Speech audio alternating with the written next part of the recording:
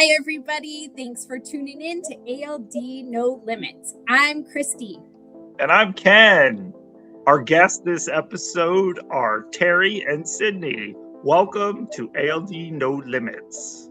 Yay! Hi. Hi.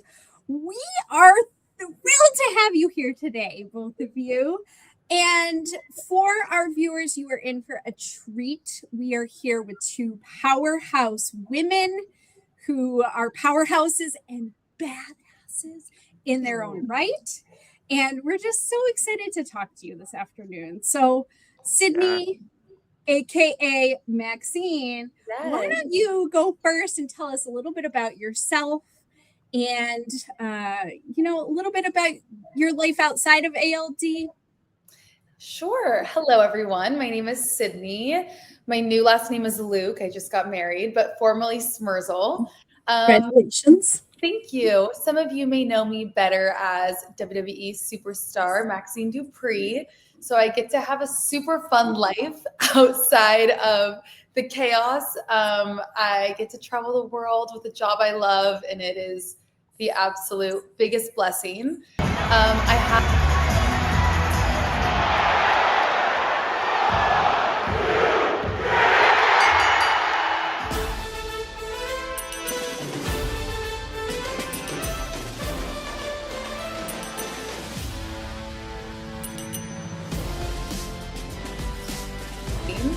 I have one brother who passed away. Today actually would have been his 30th birthday. So happy birthday to him. I know. Stay in heaven. Happy birthday, Wyatt. But he is, kind of the reason that we know about ALD. He was diagnosed when he was 7. And then I was diagnosed as a carrier when I was 5. And my mom as a carrier as well. And my parents had a foundation called Cure ALD, where they spent years and years fundraising. And after my brother's passing, which was not ALD related, actually, we kind of let it fall to the wayside. And then I'll let Terry tell her story, but it's kind of how we reconnected to ALD was that she started Cure ALD, and we found each other. And I've just been having a blast kind of getting to hop onto her journey and help where I can. Wonderful. Thanks so much. And I have to say, my husband is a big fan of yours. Thank you. So, and you're being a little humble by not mentioning that you won the title in the fall. Yeah. I did the greatest of all time to win the Women's Intercontinental Championship. Yes, I did. That's incredible. So, congratulations on Thank you. Congrats, Sydney. I know she's really the badass. I mean, she kicks people. Thank you guys. We need her in our corner. Yeah. Totally. So, and what was your brother's name? Wyatt. Yes. Okay. So happy birthday to Wyatt. Yeah. And thanks for sharing about him. Yeah. So Terry, let's hear about you. Yeah. My life is not as exciting as Sydney's right now, but so I am a mom of 2 kiddos, Theodore, who is 4 years old, and Ella, who just turned 1 in December. And both of you met my husband, Adam. He's great. He's not here because, someone has to keep the lights on, 1, and 2, this just isn't really his thing. So I think you lucked out with the powerhouses here.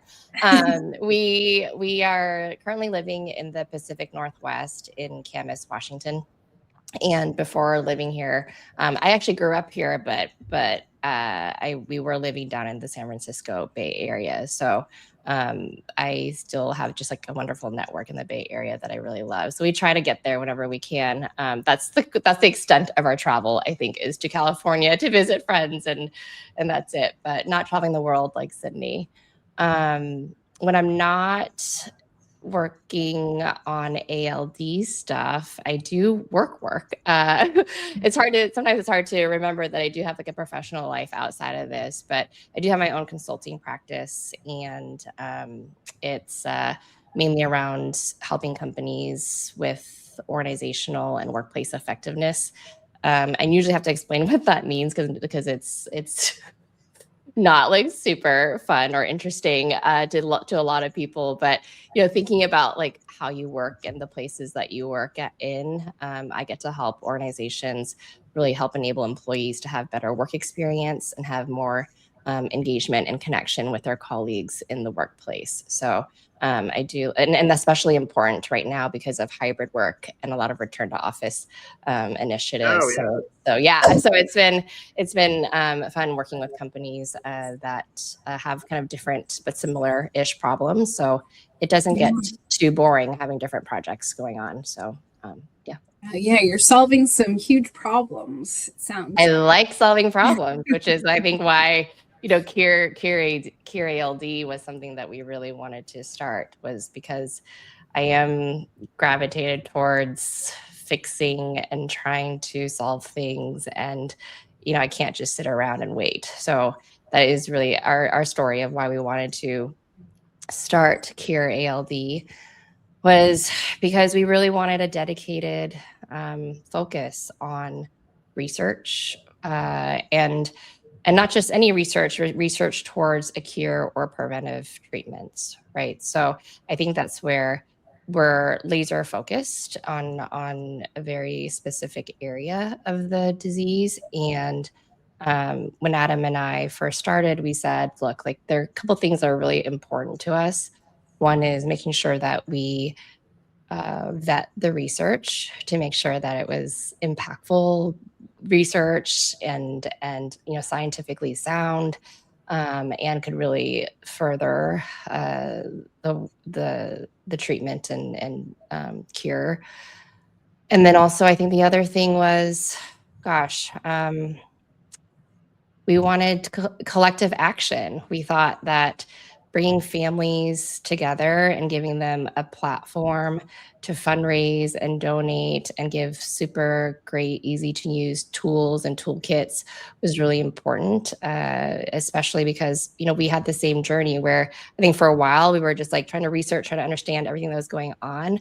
But then at some point you just turn a lot of that hope and that fear, I would say, turn that fear into hope, into action. And that's where we thought, okay, I think other families might benefit from this too. It might help for them to feel like they can do something about it. And that's what we wanted, was through collective action. And the third thing that I thought was so important about our foundation that we wanted to do was just add a sense of autonomy and transparency. So when you go and donate, you can pick the project that you want to donate to. And so we thought that was really important to allow people to really have that choice to pick the projects that we've already vetted with our independent research advisory committee, who we think is so great. And then the transparency comes from, when we sign these agreements with those researchers, we've asked them to commit to reporting and sharing progress. So that's our compelling, I think that's so compelling, is knowing that it's going to go towards something meaningful and impactful, and that you get something in return. Yeah. Love it. Just having that connection. I mean, for people to want to donate, I feel like that's very important too, because they can just donate towards, but there's no connection. They're not seeing where their money's going. And yeah, I think that's awesome. Yeah. So let's just take it a step back. Can you talk, Terry, about how ALD came into your world? Oh, yeah. Tell us about where I kind of fast forwarded to the Q&A part. Or where, what drives that passion? Yeah. I tested positive for ALD in fall of 2024 through a genetic carrier screening test while I was pregnant with Ella, our second child. This was really crazy and surprising to us because I actually had gotten a genetic carrier screening test back in 2018 before we had Theodore. And during that genetic carrier screening test, I tested negative for ALD. So we were so shocked, right? We were surprised. You go through a lot of the emotions. You're the shocked, the being mad, being so mad. I mean, I'm a planner. I did all, you think you do all these tests and you're planning for your family and you're doing all the right things. And really we got lucky, right, with this second genetic carrier screening test, because I was kind of just curious. There was another genetic disease in the family, not related to ALD, but it made me ask some questions with our genetic counselor. And she said, you really don't need to test again. Everything looked fine the first time. There's no family history. So it's not medically necessary for you to test again. But as you get to know me more, you'll know I need a lot of information and data. And so I was like, yeah, why don't we just do it? And thank goodness we did, right? So we tested Theodore immediately and leared that I did pass it on to him. And we're fortunate right now that he's asymptomatic, and so am I. So that's how he came into our lives. And then, as you know, we immediately, this was a little over a year ago, so we immediately immersed ourselves in this community and met people, the experts, the families, everyone. We just dove in, and here we are. And like, hi, we're here to stay. Love it. Thanks so much for sharing that. So, and one of the most important people you met is right on the other screen there. So you guys share how you got to know each other and how you sort of synced up and what the goal is now with Cure ALD. Yeah. Either way, whoever, you can go ahead. You can tell, because I feel like you probably know more of how we actually connected. We, Cure ALD, it was very like, it's direct, right? I feel like when you see that name, you just know the mission, right? This is what we're all about. So I actually was doing what a lot of people do when they first come up with their business name, is you start Googling, you put it into search and you're like, does anybody already have this name? Does it exist anywhere? Whatnot. And at first I didn't really see anything, right? So I was like, okay, maybe this name is available. And then I asked around the community to see if anyone else has heard of Cure ALD. And I didn't really get that many people who remembered the Sydney's Families Foundation, because it has been like a decade, right? But then I went and tried to register the domain, cureald.org. Wasn't available. And I was like, who has this? So I went back, did another search online, and then I found a Facebook page, a Cure ALD Foundation Facebook page that Sydney's family had still active online. Although they weren't active on the page was still active, and there's an email there. And, I'm not afraid to just randomly email people, reach out to people. I'll be that person, right? So I emailed, and through, finding, I talked to Sydney's dad first, who's amazing, so wonderful. He shared so much information in that very first phone call, and he made it seem so open and possible for us to do the work through the name Cure ALD. Because then I met Sydney's mom. And she, just bless her, she was like trying really hard to figure out how to transfer this domain to me. And I think Sydney somehow got involved in it too. And she's like, I'm on the phone with support right now, and I'm trying to figure out how to transfer this to you. I mean, it was comical, but, and then through at least that conversation about transfer and this meeting both of Sydney's parents, they let me know where Sydney was at in her life today. And I was like, that would be so cool if Sydney could be involved. Do you think she wants to be involved? Does she have time? I'd love for her to be part of this. I mean, who doesn't want a WWE Raw superstar in your corner fighting, and so that's where, Diane, Sydney's mom, said, I think she'd be open to helping sometime. And so then I got in touch. So I'll let Sydney tell the story of what happened after we got in touch. Yeah, so my parents had kind of like stopped Cure ALD, and we had probably talked like, at least once a year it comes up where we're like, do we want to keep doing it? Do we want to do something else? And I'm the last person in my family that's a carrier. And so I plan to conceive via IVF so that I don't pass it on. So hopefully, God willing, after I have children, ALD will be done in our family. So we just kept having these conversations of like, but it was our whole life, and if I'm still a carrier, so if for some reason, I had an issue with IVF or something and I end up having a girl who has it, I would, not want her to have the same issues that I'm having.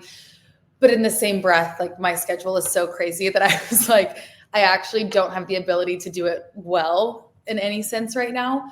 So we would just like vaguely talk about what we're going to do with it because, every year you have to file the taxes and all the things. So it's every year we discuss it. So when this came up, I was like, wait, this is perfect because she is seriously the one out here doing all the hard work and all the research and managing the website and managing the social posts and everything. And I'm just trying to support where I can, which is a great opportunity for me to really bring awareness with the following that I have to a disease that is so rare. So I'm grateful to be able to do that. And I think where we connect is, the fact that she did this genetic testing and it wasn't caught, and now she's living with it and dealing with it. And I think for me, obviously, where it's going to be really personal for me is when I do want to conceive and having to do that genetic testing and go through IVF. So I think it just felt like, a perfect fit for the two of us to come together and join forces. And let's be real, Sydney, if you've been following her on social media, she is such a rock star when it comes to building awareness, building a brand. I mean, she's so good. Before we did this podcast, she convinced me to do some of these short videos, which I have not posted because I had to I just don't want to look at them. But she's the nice thing is I think that again we complement each other. I can do structure, I can do strategy, I can do that sort of thing. She's like really great at really promoting and supporting and getting stuff out there. So I'm just so appreciative that when I asked her if she wanted to be involved, she said yes, and not only yes, but she's like yes, I can be at events. I can be like, the person, I can greet people. I can do all of that. And I was like, really? Like, I thought maybe you would just sign something and send it to me. I'm like, I'll do whatever I can. I'll do the most. Well, that is wonderful. I love it. So I think you both mentioned this, but you are women with ALD, right? You are both asymptomatic. Is that correct? Yes. Yeah. And do you have other family members? Sydney, you mentioned your mom. Yeah. Does she have any symptoms or are there other family members? You said it ends with you, but kind of where did it start, Yeah, so it started with my mom, which I'm sure Terry can testify to this as well. It's just so interesting that like how that genetic mutation just starts, right? And like they tested my grandparents, they don't have it. So when my brother was young, he was symptomatic. He had ALD and AMN, but as a child, he more had epilepsy. That was like the primary issue, as well as other things. But I would say that was the most like forward-facing problematic issue. But he was having seizures as young as like 2, maybe even younger. So my mom was taking him to the hospital, like constantly trying to figure out what was going on. And it wasn't until he was 7 that they diagnosed him with adrenoleukodystrophy. And then they tested my whole family. And it started with my mom. And then I also was a carrier. Okay. And just curious, did your brother develop cerebral ALD? Did he have treatment or? So I'm going to butcher all of the scientific proper names. Okay. Basically, he, as a child until he was like 20, it was pretty much the same. And then when he was like 20, he started having, his symptoms looked very stroke-like. It was like the right side of his body started deteriorating. So it was like his right arm, right leg, and then also his speech as he got older. He started having a lot of issues with like speech and trying to think of words and completing a sentence, those kinds of things. Yeah, thanks for sharing.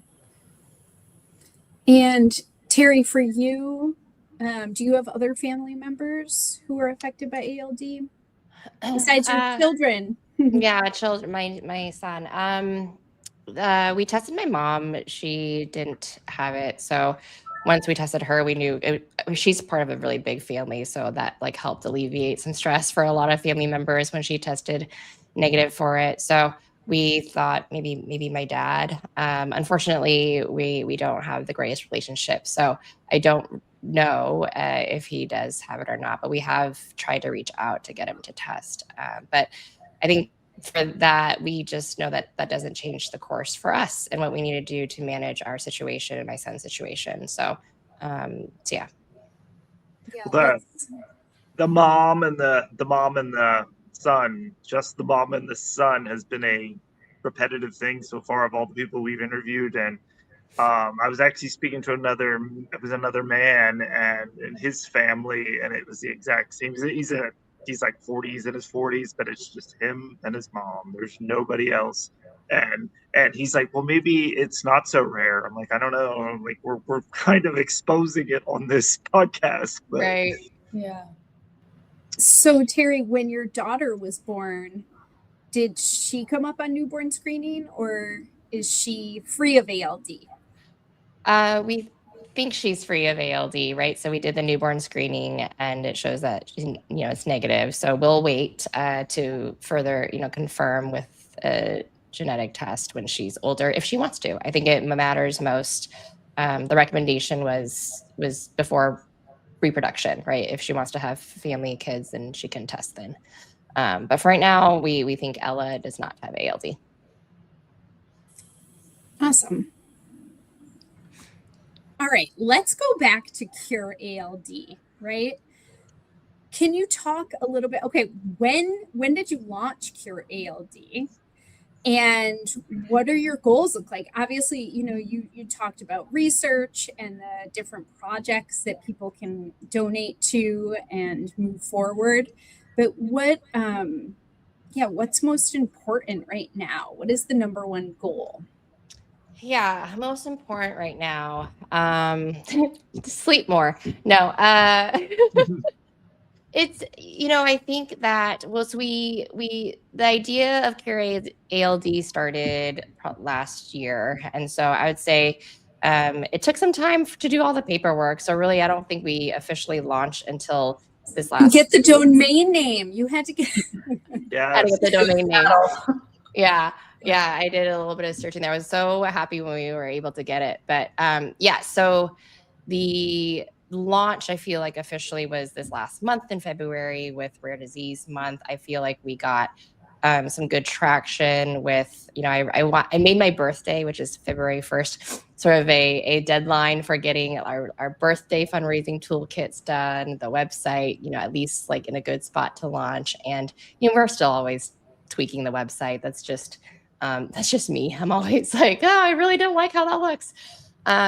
So really, I feel like this last month was telling in terms of the support and the enthusiasm for the organization and for the approach that we're taking. I think it's been great to hear and to talk to other families. Like, we're excited that other families have been excited as we've talked to them about what we're doing and how we're doing it.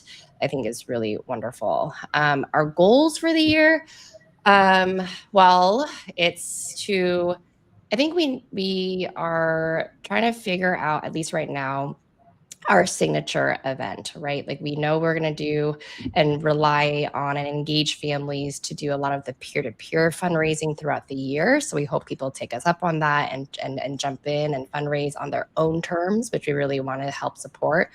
And also, we'd love to do a signature event later this year to involve more of our community here in the Portland area. I think that would be really wonderful. And I met somebody today. She is like, I think, executive director of the Scott Hamilton Foundation. And we're just talking about events and what really gets people going. And she just gave me some really good tips about, like, thinking of it as a moment of celebration. I think so often we think about the negative aspects of ALD and, how awful it is. And yes, it's terrible, it's awful. But I also know from talking to a lot of people that a lot has been accomplished, in the last decade. And there's a lot to celebrate, and the community and all of that. So I'm definitely thinking of a signature event that can really represent, more of that, like, to help celebrate, but also let people know that there's still work to do. So So my goal is to do that, have a signature event, and then continue building out our pipeline. So I met with a researcher yesterday morning, and she's in Italy, and she's working on this new I'm going to chop this up. I'm not going to get this scientifically right? Like, I was a chemistry major, but that was 20 years ago. She's working on a very, like, I think, precision-based gene therapy, that's sort of like this hybrid, like, gene editing and gene therapy approach. And so I got really excited about that, but we were like, oh, I can't really add that to our pipeline this year. We have 2 really good projects we want to focus on, right? That was one of my things, was trying to be laser focused and not add on too much. But it's starting to build the pipeline, and starting to really build what I consider like the strategy, because we're not going to do this overnight, right? Like, this isn't something that we accomplish overnight. It's going to take a lot of collaboration and coordination, and being really strategic in how we approach and support the different projects that are going on. So yeah, I love how you think about things in such a clear way. I like this laser focus, and just your strategy is so clear. And I appreciate too that you're taking on a few projects, and it will build over time, right? But not getting too overwhelmed, because starting this and having a 1-year-old and 3, how old's Theodore now? 4.5. 4.5-year-old is, that's a lot, and a job, yeah, and a husband, and all the things. So that's cool life. I've seen the pictures. He's living his best life currently. So yeah. Yes, he is. Superhero costume. Oh, I know. He's so cute. I think on the thing with Cure ALD, I think that what's like the other goal that I didn't mention was through people like Sydney and other family foundations. You may not know it, but we are talking behind the scenes. Like, I do talk to Tyler Hall. We do try to compare notes. We are trying to learn from each other. So I think another goal is to strengthen the connection with other family foundations, because we definitely want to be, again, going back to collaborative, coordinated, but still give each other the space to do what we really want to do. I think that's important too. So I just sent out a form recently to a couple of family foundations to try to get us together and find a date, and think about what topics we talk about. So I am, if you haven't noticed yet, I'm just super inclusive. So I want to bring everybody with us, and I want to engage as many people as possible. I think that's so important, like inclusive, transparent, you said before. I think, wow, that says so much about your leadership, and you're just getting started. How awesome. Thank you. So okay, going back to just ALD, daily life, who you are as people, how you're managing this disease. Let's get into no limits. Is there anything you want to share with us, with the community, about something you're managing that might feel uncomfortable, or like no limits? But Ken and I talk about bathroom issues a lot, bladder and bowel dysfunction, for example. But like, is there anything you want to just kind of put on the table to share with our audience here? Mm-hmm. Do you have anything? I was going to say, I don't. I feel very grateful being asymptomatic, that it's not something that has, like, my reasoning for being involved with Cure ALD isn't because of my own symptoms. I guess it's just for the sake of. So you don't struggle getting into your costumes and what you have to wear. Thank goodness I don't. For example. Okay. Yeah. For me, it's more about reproduction when the time comes, and what I saw my parents go through with my brother for so long, and just trying to get us to a place where obviously other families don't have to deal with that, and also hopefully something I won't have to deal with when it comes time. That's great. Thank you. Thanks so much. Yeah, I think I mentioned we're fortunate right now that Theodore and I are asymptomatic, so we don't feel like in that sense, like anything has changed in terms of how we like live our day-to-day life. We really try to enjoy the moment. We really, we deal with the temper tantrums of a 1-year-old and a 4.5-year-old, right? Like we're doing that. That's probably, I mean, ALD is a challenge, but dealing with temper tantrums also a challenge. Yeah, the worst. I hear you. Yeah, but I'd say, what's that? It's still this. It's you're doing this. You're gonna cure ALD before you have to worry about any of it for you or your son. So Exactly. go on. Well, we want to stay asymptomatic, obviously, yes, but Yes. I don't know. I would like nothing related to the disease at all. I mean, if you couldn't tell earlier, when I talk about work, I do love my professional work. I just haven't been able to do a lot of it. But I'm fortunate that because I have my own consulting practice, that I can be flexible with it and I can choose how many projects I take on at a time. So, but I have to say that probably was the hardest for me, was letting go of what I thought was a huge piece of my identity, which was my professional life, my career, I'm like that I'm not a VP somewhere, which, and that's okay. Life has other plans, but I've listened to a lot of other podcasts and I'm like so obsessed with this concept of thinking about life in seasons. And so right now, like and why I like thinking about life in seasons is because it's not humanly possible to do everything that you want to do personally and professionally all at once, all at the same time. Like you would burn out and fall apart. Right. So I like thinking of this in seasons because it just helps me prioritize and it helps me give space to say that it's okay that I'm not doing that right now. I'm doing this right now because it's most important to me right now. And to know that I'm not failing or not accomplishing something that I feel really passionate about. So, that's how I like to think about it, even though it does like, I do miss like sometimes I miss the corporate environment. Sometimes. Sometimes. And now Yeah, and I take 24 hours to text back. And I'm like, I'm so sorry. I'm hibernating from a crazy flight. I'm sure in the corporate world, people were much, much better. I do my best, but sometimes I'm like, I don't know. But I was also this like when which I actually saw on your QRLD Facebook post talking about Sydney, and I was just like, at the time, I was just like, really? There's someone out there who's well known who has ALD. I'm like, my only ever connection, well, that was Addison's disease, was John F. Kennedy. He had Addison's disease. That was like as close as like someone well known. I mean, I'm sure there's somebody else out there they may not even know, but I'm like, it's such a rare disease as we know, but it's yeah, it is pretty cool. I mean, you were literally kind of are like the poster. You could be the poster child of ALD if you so chose. I mean, you're here now. We know. But yeah. It's interesting because it wasn't even something that I wasn't intentionally like talking about. It just after my brother passed away, it just kind of became like something it wasn't affecting my daily life the way it once was.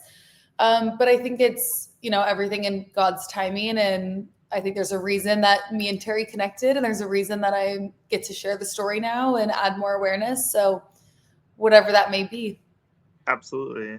I think it's like really, I love having Sydney too. I mean, there's like a legacy here. Like her family went through a thing and they wanted to fight and they started Carry LD. So there's like just this legacy of her family wanting to support and help and advocate for others. And so it's nice to have her be part of this as that legacy of her family. So I really love that. And also, ALD impacts people. It impacts people's physical like mobility and their ability to do things. And so I think it's like super empowering to see Sydney with this, as an ALD carrier out there doing something that's a very physical, very, very physical sport, right? Like, so I think that's just really powerful. I mean, you talked about power of, powerhouses and badasses, Christy. I think that she's just like the face of it right now. And I think that's like what the ALD community 100%. needs is like something that's so physical and out there that it's just wonderful to have her. Thank you. Yes, 100%. You're such a role model for so many Oh, thank you, people. guys. And yeah, it's like the metaphor is like fighting ALD, I kind of love it. She's literally fighting. Right? Literally kicking butt. Yes. Very powerful. Okay. So Ken has a $1 million question for you both. If you could both live one day without ALD, what would you do? And I think it probably you both have different answers to that. So. Terry, I'll let you go first. Yeah. Yes. I knew you sent me the prep sheet, so I definitely was thinking a lot about this, and I still don't have a good answer. So again, I think because we are asymptomatic right now,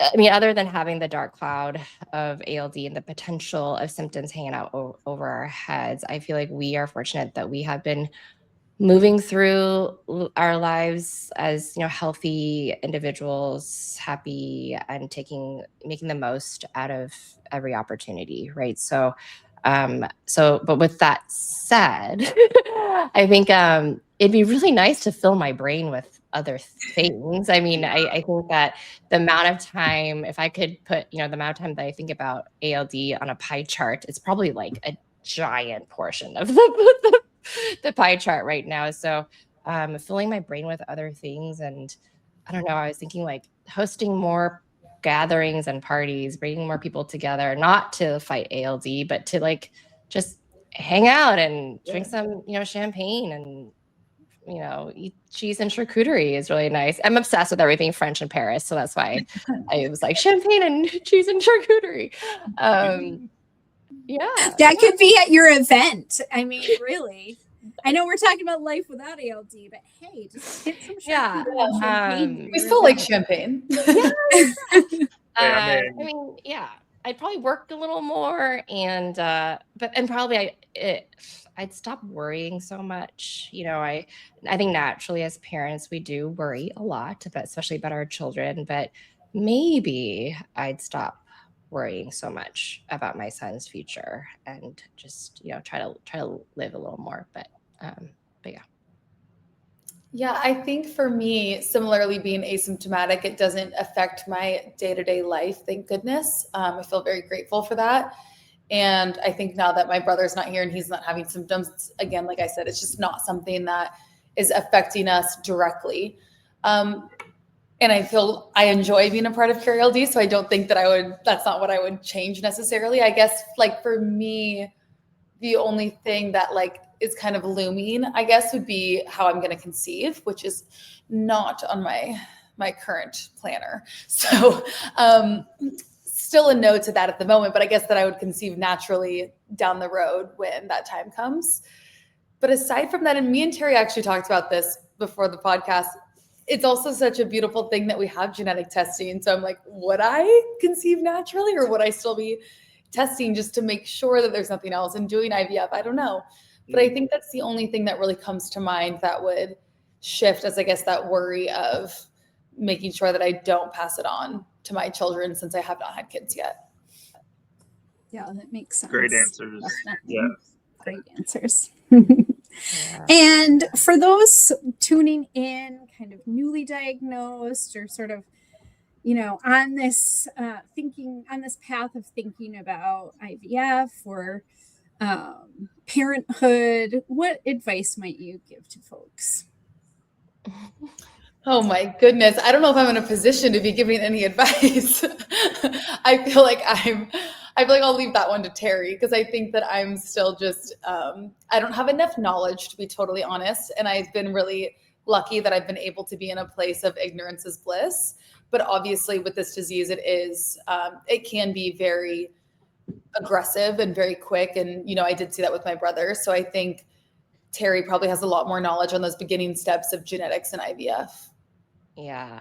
And this is, I'm going to say something unpopular, but I think it's okay to Google. Like, it's okay.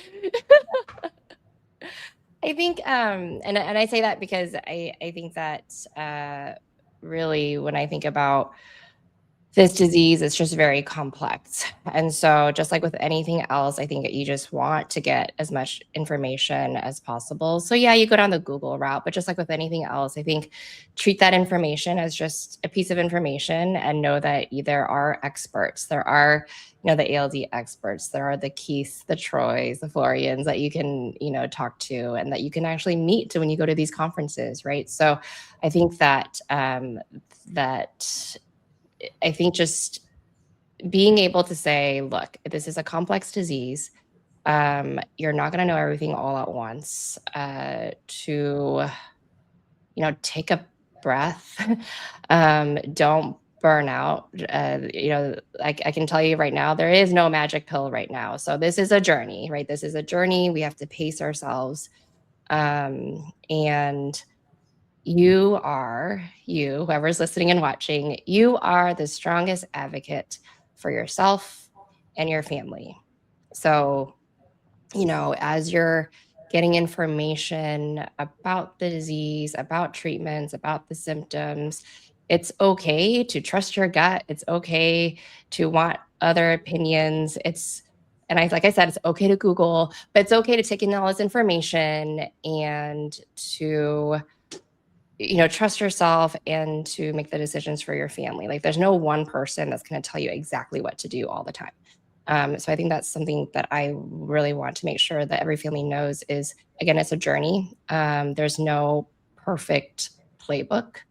And I think about this community, and I want to just let everybody know too, like this community is awesome, right? Like we keep on hearing it over and over again, right? Ken, Christy, whenever we go to these conferences and whatnot, we always hear people walk away and they just feel this sense of camaraderie and connection, and that's so important. And so I think, because I just recorded that video of Theodore recently with the Avengers thing, I think about us all as superheroes, and we're all like the Avengers team, and we all have our special strength and our special, a special thing that we bring to the table. And so there are people who are focused on the science and the research. They're going to do that. There's the part that we play, which is, making sure we have a happy, healthy family and building the advocacy, building the awareness. And so I think we all have a role in all of this. So for anyone kind of new starting out, I think that there's just giant team of Avengers and we're all really in this fight together. Yeah. And also don't do anything that you don't want to do, connect when you're ready, right? I know people say, go and connect and go reach out to people, but what if you don't like talking to people? I don't know, connect when you're ready, connect when it's on your own time. But just know that there are people to connect with when you're ready, and so I think that that's so wonderful. There are a lot of great organizations like ALD Connect, ALD Alliance, all of Family Foundations. Everyone's doing amazing things. Piggybacking off of what Terry said, I think something I saw my parents do so well with my brother is the way that they spoke to him about ALD was never this is the end. Nothing, you could not convince my brother that ALD was going to take him down. And you know what? It didn't.